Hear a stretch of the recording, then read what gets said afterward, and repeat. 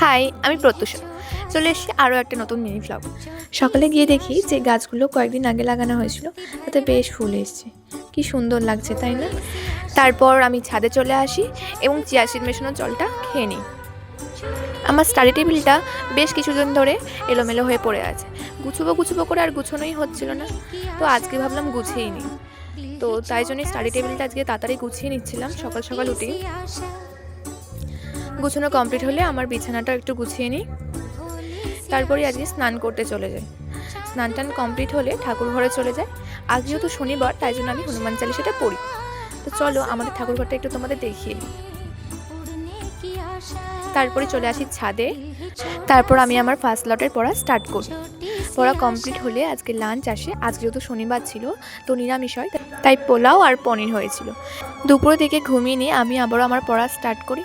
তো আজকে এইটুকুনি, দেখা হচ্ছে নেক্সট মিনি ব্লগে। টাটা।